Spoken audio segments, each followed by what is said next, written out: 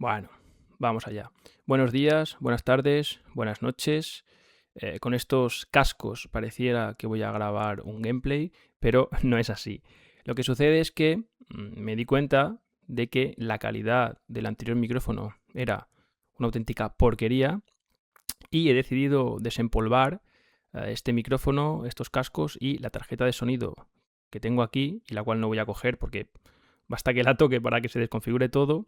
Digo que lo he desempolvado de mis antiguos tiempos como cantante de rap. Aunque el rap es una cosa que se lleva dentro y quizá en un futuro me atreva a grabar una canción y a ensuciar internet todavía más con mis letras. Bueno, dicho esto, vamos con el vídeo. Pero antes de empezar con este vídeo, que como veis se titula El psicoanálisis como herramienta literaria, conviene hacer una serie de advertencias.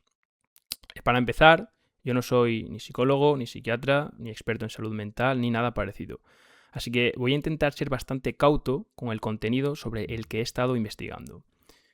La idea no es usar el psicoanálisis para hablar del mundo real, ni para diagnosticar a nadie, ni para venderlo como una verdad científica. Lo que voy a hacer es otra cosa. Voy a tratar de explicar los conceptos del psicoanálisis, sobre todo los conceptos que Freud propone, y vamos a ver cómo pueden servirnos para leer literatura. A mí me gusta entender el psicoanálisis aplicado a la literatura como una especie de radiografía de ciertos personajes, pero no una radiografía del todo precisa. Eso sí, siempre discutible y, desde luego, bastante problemática si nos la tomamos demasiado en serio. Estas cosas hay que aclararlas. Así que en este vídeo no voy a tratar el psicoanálisis como una verdad absoluta ni como una explicación definitiva de nada. Voy a tratar de usar sus conceptos como un juego o herramienta interpretativa. Es decir, como una herramienta siempre discutible, matizable, pero que puede ayudarnos a acercarnos a los comportamientos de algunos personajes. Así que vamos a ver qué propone el psicoanálisis, vamos a tratar de explicarlo de forma sencilla y después veremos cómo se aplica al análisis literario. Y precisamente, para no empezar dándole la razón a Freud desde el minuto 1 y para que no se alarmen psicólogos, psiquiatras o médicos que estén viendo esto, vamos a empezar con una crítica. Una crítica que propone Hans Eysenck. Bueno, Eysenck cuestionaba tanto su eficacia como su estatus científico. Básicamente decía que el psicoanálisis no funcionaba como una ciencia empírica. Pongamos el siguiente ejemplo.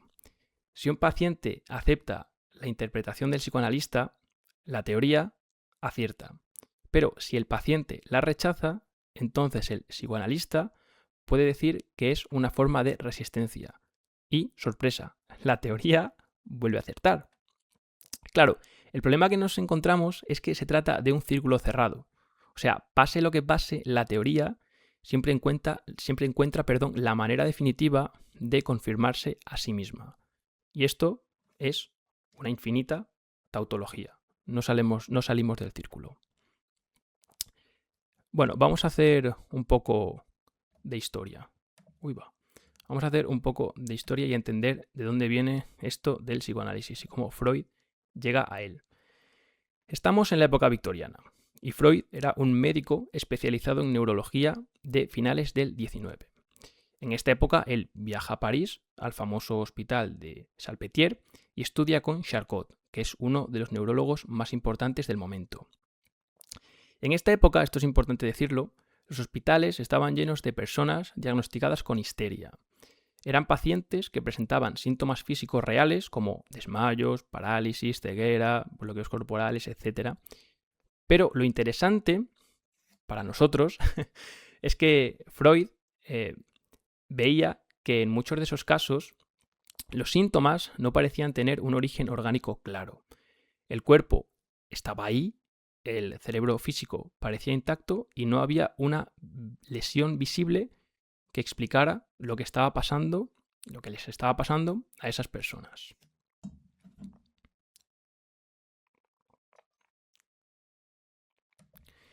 Y aquí aparece una idea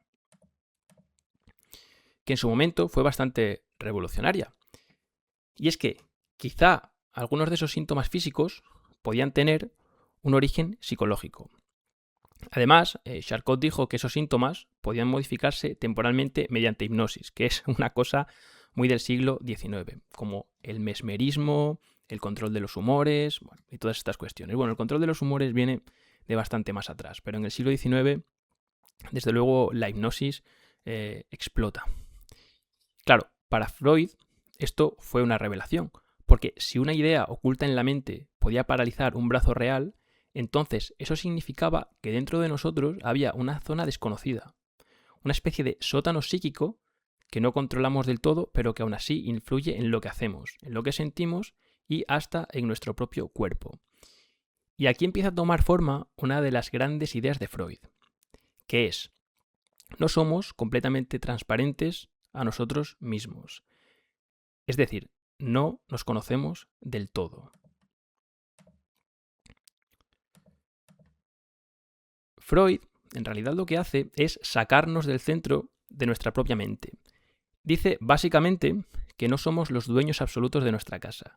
Y esta metáfora de la casa es importante, ¿vale? Porque para Freud la mente tiene habitaciones, pasillos, zonas cerradas y sótanos a los que no siempre podemos acceder. Y a partir de aquí, el psicoanálisis empieza a presentarse como varias cosas a la vez. Una teoría de la mente, un método para investigar lo que ocurre en ella y también una práctica terapéutica basada en la palabra.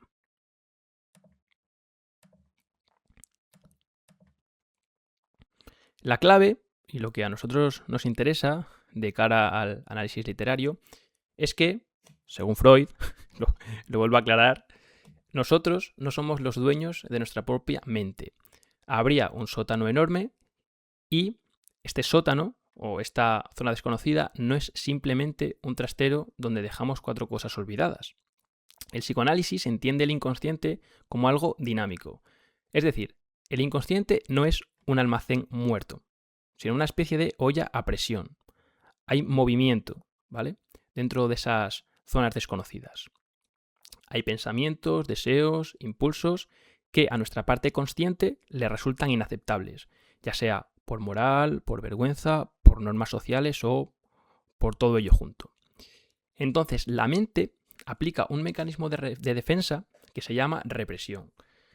La represión funcionaría un poco como un guardia de seguridad, ¿vale?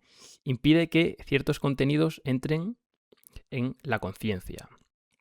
El problema es que estas ideas reprimidas que tenemos no desaparecen sin más. Siguen teniendo fuerza, siguen empujando y siguen intentando salir. Pero como la puerta principal está cerrada y vigilada, buscan ventanas, rendijas y huecos por los que escapar. Cuando consiguen salir, estamos ante lo que Freud llamaba el retorno de lo reprimido. Y esto es importante, porque lo reprimido nunca vuelve tal cual, vuelve disfrazado. En los ejemplos que planteo posteriormente lo veremos mejor. Bueno, lo reprimido aparece, o reaparece, mejor dicho, en forma de lo que Freud llamaba las formaciones de compromiso. El deseo oculto consigue salir un poco, pero deformado, para que nuestra conciencia no lo reconozca del todo y no entre en pánico. Por eso Freud se fija tanto en cosas aparentemente pequeñas, como un lapsus al hablar, un olvido repentino, un acto fallido o un sueño. Para él, estas pequeñas grietas podrían dejar ver algo de ese sótano oscuro. Y aquí llegamos a un punto clave. En 1900, Freud publica La interpretación de los sueños, que es, bueno, una obra fundamental y clave para el psicoanálisis. Para Freud, los sueños eran el camino real hacia lo inconsciente. Si recapitulamos rápidamente lo que hemos visto hasta aquí, nos daremos cuenta de que el psicoanálisis trata de indagar en esas zonas ocultas del subconsciente. Se trataría de una especie de búsqueda, una especie de indagación en esos lugares, prospecciones es una buena palabra. Se trataría de iniciar prospecciones, de realizar prospecciones en esas zonas ocultas de la mente humana. esos pensamientos, esas ideas, esas cuestiones, esos traumas que están ahí y a los cuales conscientemente no podemos acceder. Vale, volvemos a lo de los sueños. Esto simplemente era para recapitular lo que habíamos visto hasta ahora. Bueno, para Freud los sueños funcionarían como una película en dos niveles. Por un lado estaría el contenido manifiesto, que es la historia rara que recordamos al despertarnos. Por ejemplo, cuando decimos, yo qué sé, he soñado que estaba en mi colegio, pero también mi colegio era un aeropuerto y mi profesor tenía cara de Bull Terrier babeando, por ejemplo. Eso sería el contenido manifiesto, ¿vale? Lo que recordamos. Y luego estaría el contenido latente, que es el deseo reprimido. Es el conflicto o la idea oculta que estaría detrás de esa historia. Y con el rigor que caracteriza a este canal, no lo he puesto en la siguiente... Ay, no lo he puesto, se me ha olvidado ponerlo. Maldición. Bueno, con el... Pensé que lo había puesto. Una imagen de Bob Esponja. Bueno, con el rigor que caracteriza este canal os remito al capítulo de los sueños de Bob Esponja, temporada 1, episodio 15. No sé si recordaréis este episodio en el que Bob Esponja se desdobla en un sueño y se va metiendo en los sueños de los demás personajes. En el de Patricio, en el de Arenita, en el de Calamardo. Bueno, y va viendo qué sueñan esas personas, pero también va chafándoles los sueños a todos, ¿no? Y al pobre Bob Esponja al final del capítulo le cae en una de palos terrible. Bueno, si seguimos con esta analogía del cine, podríamos decir que hay dos grandes trucos de edición, que serían la condensación y el desplazamiento. La condensación consiste